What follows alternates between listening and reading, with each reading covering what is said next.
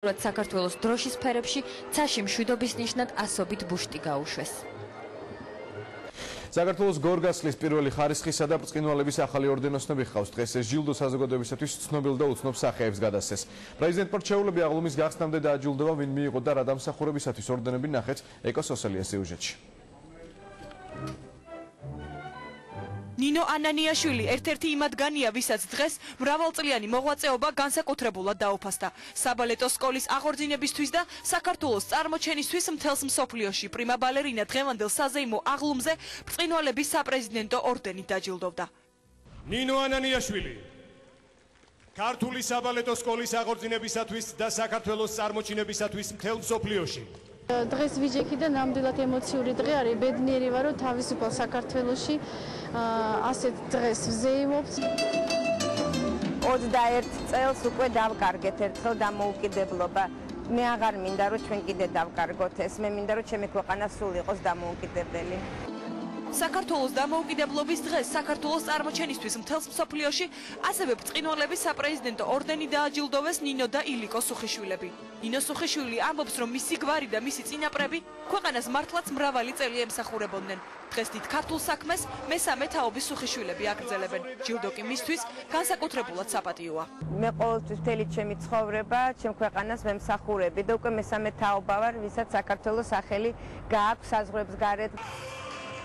საქართველოს წარმოჩენისთვის დღეს საქართველოს პრეზიდენტმა ანსამბლ ერისიონის ხელმძღვანელიც დააჯილდოვა. ჯემალ ჭკუასელი ამბობს, რომ ამ ორდენით მისი მოღვაწეობა დღეს სამშობლომ დააფასა. ეს ემოციები ძალიან დიდი და ესე იგი სამშობლოს ერთგულება და სამშობლო დაგაფასებს, ეს არის დიდი ბედნიერება და გულისხმობა ყველას. როგორც ნოვატორმა და პატრიოტმა ბრწყინვალების საპრეზიდენტო ორდენი დღეს პრეზიდენტისგან ჯილდოდ ნიაზ დიასამიძემაც მიიღო. ის 26 მაისის საზეიმო აღლუმზე დასასწრებად რუსთაველის გამზირზე ერთ-ერთი პირველი მივიდა. 26 მაისი იმას ნიშნავს, რასაც ქვია თავისუფლება და რასაც ქვია ქართველობა. არა მარტო ეს დღე ნიშნავს, საერთოდ, მაგრამ ეს დღე ამას ყველაფერს ხაზს უსმენს და კაი განწყობაა მოკლედ. პაატა ბურჭულაძემ კი ორდენი ხელოვნებაში წარმატებული მოღვაწეობისთვის მიიღო. მასთან ერთად საქართველოს სახელის წარმოჩენისთვის ნანი ბრეგვაძეს დააჯილდოვეს.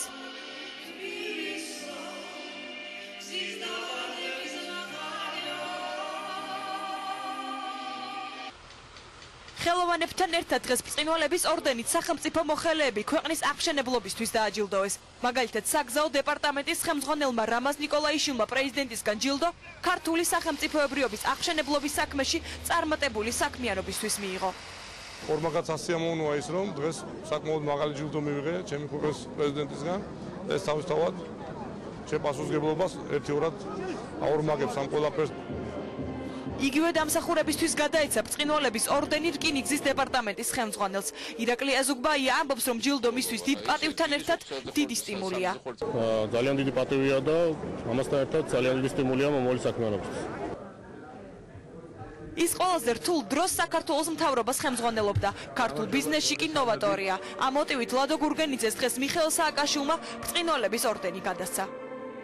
ლადო გურგენიძე საქართველოს მთავრობის ხელმძღვანელობისთვის ყველაზე რთულ დროს და ნოვატორობისთვის ქართულ ბიზნესში. თუ მის დაანაკლიის ბულვარების მიღწეული წარმატებებისთვის, ღვაწლისთვის, თავდადებისთვის, ქართული ძეგლების აღდგენისთვის, პატრიოტიზმისთვის, კორუფციასთან ბრძოლისთვის, სამეცნიერო საქმიანობისთვის, წარმატებული ბიზნეს საქმიანობისთვის და საქართველოს წინაშე სხვა დამსახურებებისთვის ბრწყინვალების საპრეზიდენტო ორდენი დღეს 23 ადამიანს გადაეცა. ჯილდო პრეზიდენტისგან დევი ჭანკოტაძემ, ნიკა ვაჩეიშვილმა, ალბერტო დომინგო კაბომ, კობა ნაყოფიამ, ხატენ მასადიმ, ლევან ალექსიძემ, იულონ გაგოშიძემ, როლანდ ახალაიამ, შამილ გაგოშიძემ, ეკას ღულაძემ და დანიელ კუნინმაც მიიღეს. ვახტანგ გორგასლის პირველი ხარისხის ორდენით კი აჭარის სპეცრაზმის 4 წევრი დააჯილდოვეს, რომლებმაც ველისციხე დატბორვას გადაარჩინეს.